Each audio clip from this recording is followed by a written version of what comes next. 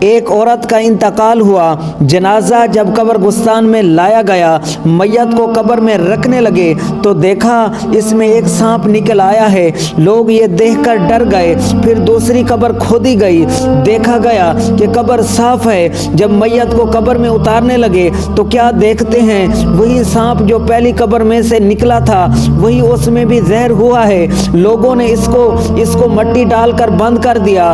تیسری قبر کھودی گئی، اب اس قبر میں رکھنے لگے تو وہی سانپ جو پہلی دونوں قبروں میں سے ظاہر ہوا تھا وہی دوبارہ اس تیسری قبر میں سے بھی نکل آیا۔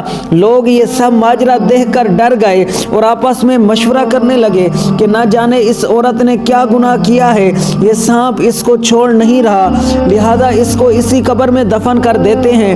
لوگ یہ مشورہ کر ہی رہے تھے کہ سانپ قبر سے پیچھے ہٹ گیا۔ لوگوں نے میت کو قبر میں رکھ دیا۔ جو ہی لوگوں نے میت کو قبر میں رکھا فوراً ہی وہ سانپ آ گیا۔ اس نے میت کا کفن چہرے سے ہٹایا اور اس کی زبان پکڑ لی۔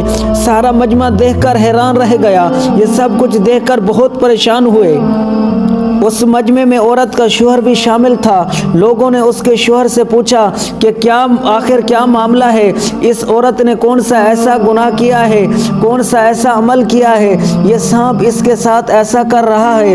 اس شخص نے پریشان ہو کر بتایا، یہ عورت مجھے برا بھلا کہتی تھی، میرے اوپر چیختی تھی، چلاتی تھی، میری نافرمانی کرتی تھی، میرے اوپر الزام لگاتی تھی، لیکن میں اس کے آگے کچھ نہیں بولتا تھا، میں صبر کرتا تھا، میں نے کبھی کوئی بدلہ نہیں لیا۔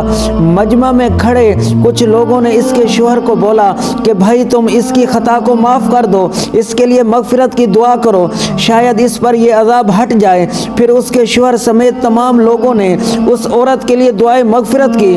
جیسے ہی اس کے شوہر نے اس کے لیے مغفرت کی دعا کی، اس کی خطاؤں کو معاف کیا، پھر قبر میں دیکھا گیا وہ سانپ قبر میں نہیں تھا، وہ سانپ ایک دم غائب ہو گیا۔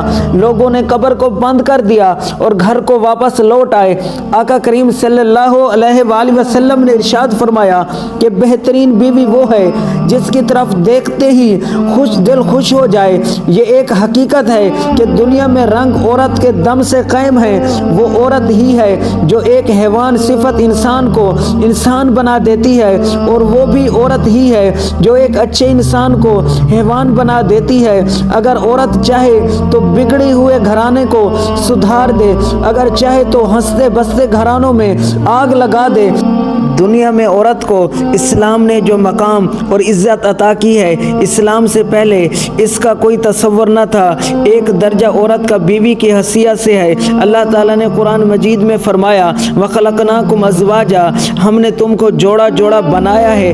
چنانچہ بیوی کو کیسا ہونا چاہیے، اس کی صفات و اخلاق کیسے ہوں، تو اس بارے میں آقا کریم صلی اللہ علیہ وآلہ وسلم نے ارشاد فرمایا بہترین بیوی وہ ہے کہ جب تم اسے دیکھو تو تمہارا دل خوش ہو جائے، جب تم اسے کسی بات کا حکم دو تو وہ تمہاری اطاعت کرے، اور جب تم گھر میں نہ ہو تو وہ تمہارے محل اور اپنی عزت کی حفاظت کرے۔ ایک اور روایت کے مطابق بیوی کی 3 صفات بتائی گئی ہیں۔ ان کے علاوہ اور بھی دیگر حدیث میں اچھی بیوی کی صفات پر روشنی ڈالی گئی ہے۔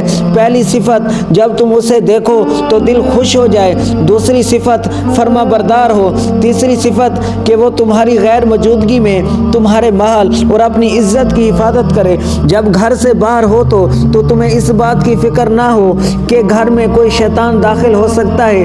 یہ صفات وہ ہیں کہ جو آقا کریم صلی اللہ علیہ وآلہ وسلم نے بتائی ہیں، اور ان میں خوبصورتی کا ذکر نہیں ہے۔ اس سے معلوم ہوا کہ عورت کے اخلاق و شمائل میں خوبصورتی اصل چیز نہیں بلکہ خوبصورتی اصل چیز ہے۔ ایک بد اخلاق عورت اگر خوبصورت ہو تو وہ دنیا کی خطرناک ترین عورتوں میں شمار کی جاتی ہے۔ ایک حدیث میں ارشاد ہے کہ دنیا کے بہترین اثاثوں میں سے بہترین اثاثہ اچھی بیوی ہے۔ ایک اور حدیث میں ارشاد ہے کہ تم زیادہ اولاد پیدا کرنے والی اور محبت کرنے والی عورتوں سے شادی کرو، کیونکہ میں قیامت کے دن تمہارے ذریعے اپنی امت کے زیادہ ہونے پر فخر کروں گا۔